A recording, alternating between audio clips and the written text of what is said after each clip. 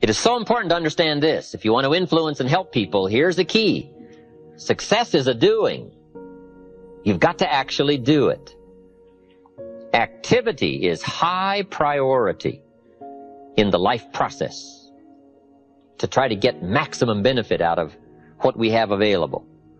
Activity. Now, here's an important question. What is your philosophy about activity?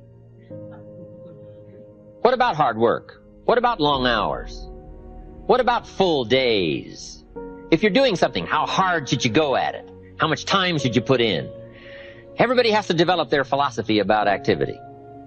Just by way of review, let me quote you. Old Testament says, 6 days activity, 1 day rest. That's called philosophy of ratio of activity. What is a good ratio of rest and activity?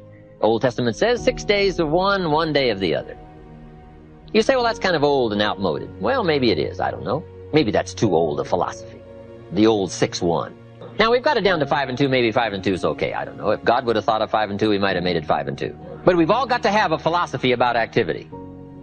Because your philosophy of activity will affect the rest of your life. Not to think so is naive. I've got a good clue on rest. Make rest a necessity, not an objective. The reason for life is enterprise. The reason for life is productivity. The reason for life is to see what we can do with the seasons and the chances and our mind and our spirit, ourselves, to see what we can do. That's what life is all about, to see what you can do. Now, the doing, you've got to have a philosophy on how much time you're going to spend doing. And I've decided that enterprise is better than ease. If you rest too long, the weeds take the garden in the summer. So you can't rest too long. Life doesn't stand still. And the threat of life will start overwhelming the values of life if you just let it go. So we've all got to have a philosophy about activity.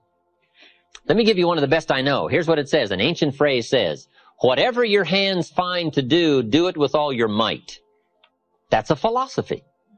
You say, well, I'm getting by with half my might. Well, okay, but you've got to decide on your own personal philosophy of activity.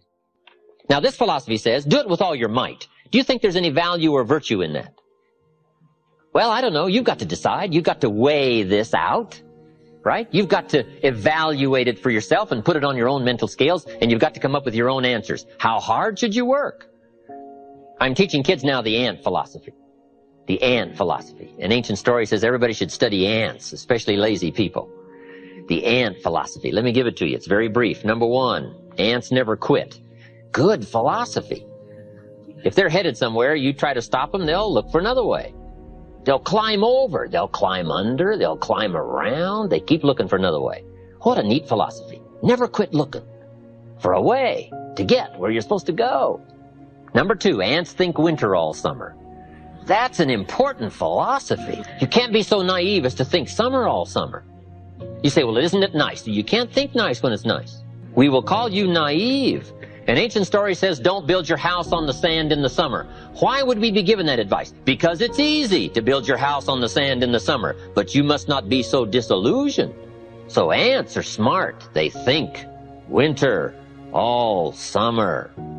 In the summer, you got to think storm. You got to think rock. You can't think sand and sun. Number 3, ants think summer all winter. That's so important. I'm sure all winter long ants say, this won't last long, we'll soon be out here. What a neat philosophy, what a neat attitude. This won't last long, we'll soon be out of here. First warm day, the ants are out. First warm day, they're out. Now, if it turns cold again, they'll dive back down, but first warm day, they're out. They can't wait to get out. What a neat philosophy, can't wait to get at it. We teach in leadership skills. Average people look forward to getting off. Successful people look forward to getting on with it. The guy doesn't want off, he wants on. And that's what starts to transform his life into the doing, into the activity. Now here's the last of the ant philosophy. How much will an ant gather during the summer to prepare for the winter? Answer, all he possibly can. What an incredible philosophy, the all you possibly can philosophy.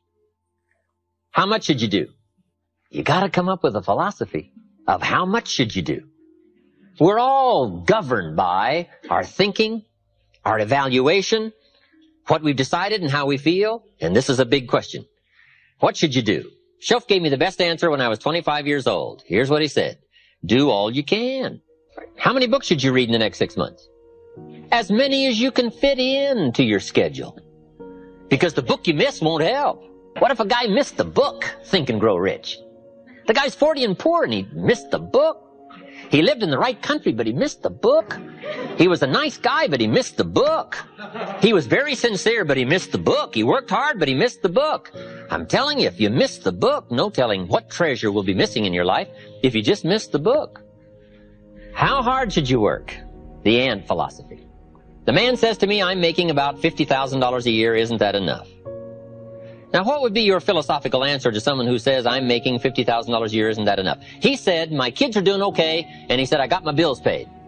So what would you say if a guy says, I'm making $50,000 a year, isn't that enough? I said, yes, $50,000 a year is enough if it's the best you can do. We don't call enough an amount. We only call enough your best. If you're capable of making $500,000 a year and you make $50,000 a year, we call you loser. Now, it isn't the difference between $50,000 and $500,000 that's important. What's important is the full extent of your reach. That's what's important. The only way to feel maximum good about yourself is to extend yourself to the full capacity of your reach, your intellectual reach and your physical reach and your potential and your possibility to do the best you can. What should you do? All you can. How many books should you read? As many as you can. How many skills should you learn? As many skills as you can. How many people should you touch? As many as you can. What all should you engage in? As many things as you can. Why not go to the max? I've got a good question for you. How tall will a tree grow? As tall as it can. Did you ever hear of a tree growing half as high as it could? No. Trees don't grow half. They grow all. Full. They drive their roots as deep as they can, stretch as high as they can, produce every leaf they can. Trees go to the max. Now, why would human beings settle for less than the max of their capacity? Simple answer. They have the power of choice to do so. It gives us the dignity of being human beings called the power of choice. So we've got a couple of choices. Let me give them to you. Here they are. To be all or to be part. Now, this is a philosophical discussion. You can choose to be less than you were designed to be, or you can choose to be all you were designed to be. I'm merely suggesting that you ponder what the all might do for your life in the next 1 year, 3 years, 5 years. If you refined your philosophy of activity and went for it all. So the difference in value is not the amount. If you do the best you can and you make $10,000 a year, we call that enough. If you do the best you can and you make $1 million a year, we call that enough. Enough is not the difference between 10,000 and 1 million. Enough is simply doing the best you can. A group of psychiatrists invited me to come and lecture in Los Angeles. Not too long ago, I thought that was fascinating. I never graduated from college. But they wanted to hear my story, so I go talk to the psychiatrists. Then in the middle of my talk, I had the audacity to say, ladies and gentlemen, let me tell you what I think most messes with the mind. They said, what do you think most messes with the mind? I said, I think it is simply doing less than you can. Messes with the mind. It causes all kinds of psychic damage, I think. Simply being less than you can be. Doing less than you could do. Trying less than you could try. Doing it with less enthusiasm than you could. I think it somehow damages the mind. It damages our self-image. Because here's what I've discovered happens. The minute you turn this around and start extending yourself, it isn't the value you get from extending yourself that's the greatest value. It's how you feel about yourself that's the greatest value. Because see, it's not what we get that makes us valuable. It's what we become. And part of becoming is to see what all you can become. See what all you can do. See how much you can earn, how much you can share, how much you can start, how far you can reach, how far you can extend your influence. Now, that kind of commitment to philosophical thinking about attitude and about activity, we call this the potential for life change.